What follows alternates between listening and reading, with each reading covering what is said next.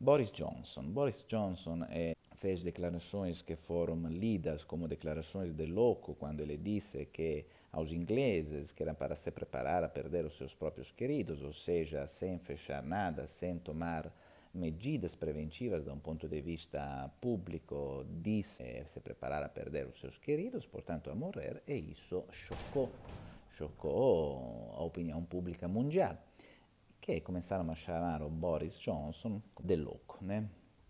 Começaram a chamar ele de louco. Mas será que é de fato tão louco assim? Vamos tentar entender, vamos tentar contextualizar, inclusive em razão das considerações que fiz antes, né? Primeiramente, o Boris Johnson é um estatista, ou seja, ele coloca o foco dele é o Estado, é a Inglaterra, é a instituição política, jurídica, histórica do país dele. Vem antes o Estado e depois as pessoas. É o Estado que abrange as pessoas e não o Estado enquanto produto das pessoas. Visto nesses termos, o Estado teve um passado, tem um presente e vai ter um futuro. É uma realidade cuja tarefa dele é torná-la atemporal, e proteger, e reforçar e pensar a instituição Inglaterra e não as pessoas. As pessoas passam, as culturas mudam. É mais ou menos o que fez o Ratzinger com a igreja, né? Quando queria reintroduzir a missa em latina, quando se opusia à introdução da camisinha, enfim, quando parecia ficar firme em medidas anacronísticas, apesar de todos os quereres das pessoas. Porque então os dois estão assumindo posições que não batem com a inércia cultural da época, mas porque os dois, Ratzinger e Boris Johnson, têm como objeto de atenção, como foco do trabalho deles, a instituição, a igreja e outro a Inglaterra. Então, o raciocínio do Boris Johnson mais ou menos é isto, pensando a Inglaterra. Vamos supor que os outros países adoptem, assim como estão adoptando, políticas públicas de prevenção, de contenção e de redução dos mortos, ou seja, do período crítico de contágio. Ou seja, vamos supor um período de 15 meses de contágio, né? O vírus começa a se espalhar e vai ter 15 meses onde a população vai ser contagiada. Nesse prazo, o país vai ficar afetado, porque a economia vai ficar parada, porque a instituição vai ter que arcar custos que não voltam mais pelos impostos das pessoas, porque está tudo parado, vai sofrer nos seus cofres, vai aumentar os débitos públicos, vão colapsar os sistemas e as instituições, porque ninguém vai mais trabalhar, o sistema sanitário vai se saturar, as pessoas do sistema sanitário também vai adoecer, enfim, não vai ter a possibilidade de ter um reciclo e vai chegar até um colapso ou um colapso controlado, no enquanto tentando faticosamente preparar um resgate, uma superação ao futuro, mas vai pagar um custo e mais se tenta arginar, mais se tenta frear e mais o país vai ficar afetado.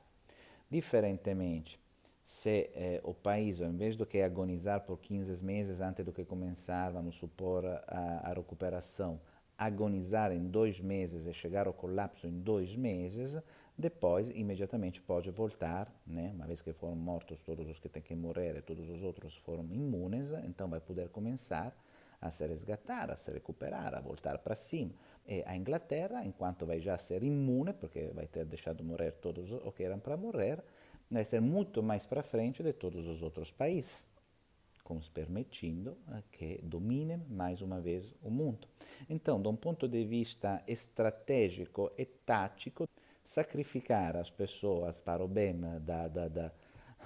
do país é um raciocínio numa lógica custo-benefício super lógico, super linear.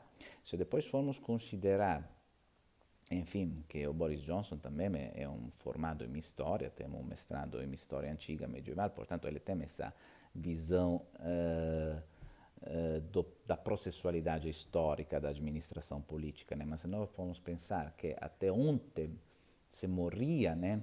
Não apenas se morria porque a morte fazia parte da naturalidade, mas se morria porque a vida não pertencia ao indivíduo, pertencia a alguém outro, pertencia a Deus, pertencia ao rei, pertencia ao senhor do feudo, pertencia à pátria, pertencia ao amor, né? Até o final do século, até a metade do século XX se morria por uma razão superior ao indivíduo, né? O Shakespeare, não acaso, era inglês, né? No Romeu e Julieta, quando os dois se suicidaram por amor, mas as pessoas iam aos cruzados, iam nas batalhas em nome de Deus, quantos mortos em nome de Deus, ou em nome da pátria, dos movimentos pela pátria, as guerras, dos movimentos de libertação, dos movimentos de supremacia até, mas enfim, sempre se morreu em nome de alguma coisa maior, só que hoje nós não temos mais, não temos nada de maior do que o seu próprio egoísmo. Então não se morre mais, ninguém morreria mais para nada, para ninguém. A maior razão hoje não existe a morte, portanto é um pensamento que choca totalmente com a mentalidade cultural da época, né? Mas da um ponto de vista de um histórico, administrador, estatista, súdito, porque a Inglaterra, nesse contexto onde todos dependem de todos, não vamos esquecer que é uma ilha, certo?